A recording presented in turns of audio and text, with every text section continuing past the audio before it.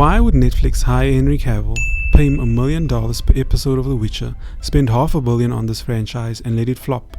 From not respecting the law to letting Henry leave, this seems like a case study in how not to run a show. This show could have been the next Game of Thrones. I'm the cynical Zoomer, and today we're digging deeper into how Netflix betrayed Henry and The Witcher in one fell swoop, and dissecting every shred of drama, from crazy Twitter rants to behind the screen tensions. Don't miss out. Act 1. A rocky start. When news broke that Henry Cavill was cast as Geralt of Rivia, the internet rejoiced. Everyone loved him as Superman, and Mission Impossible 6 was a huge hit, but trouble was brewing behind the scenes. I don't think I have to explain to anyone how Netflix has a tendency to ruin stuff, and boy, did they ruin The Witcher. Part 2. Netflix and Lawrence Schmidt-Hissrich. Enter Lawrence Schmidt-Hissrich, the showrunner who has run the entire Witcher franchise into the ground. Her treating Geralt like a supporting player to Yennefer and Ciri should be proof enough of her ability and ideology.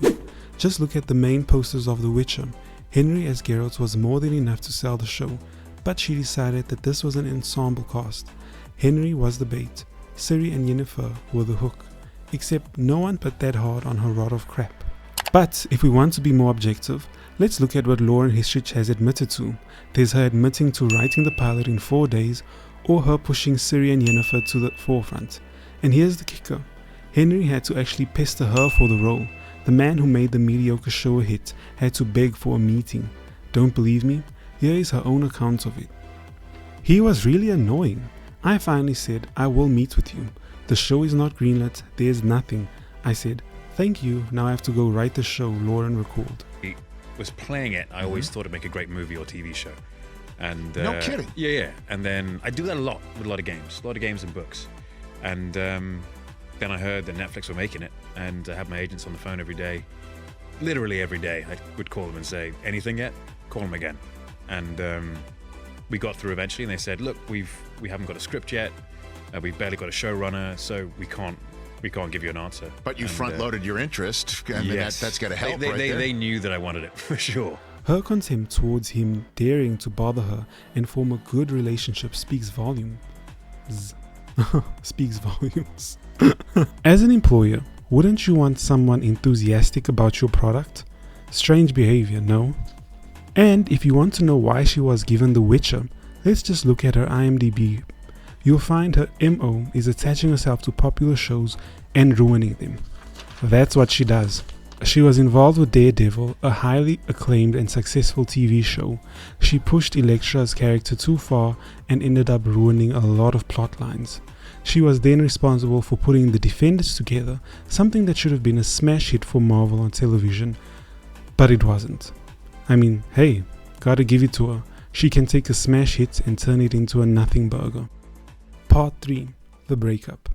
Enjoy your last walk across the meadow and through the mist. Be not afraid of her, for she is your friend. Henry had to write that himself.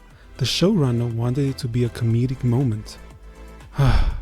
Then there are the slander campaigns released against him to rumor websites calling him a misogynist who didn't just get naked at the snap of the writer's fingertips. And although all official releases have said that his departure was amicable, I ask you, how bad would your co-workers have to be to make you leave a job that paid you $11 million a year? Yikes. Part 4. The Aftermath. Henry is finally producing his own stuff. He has a slew of high-profile releases coming up.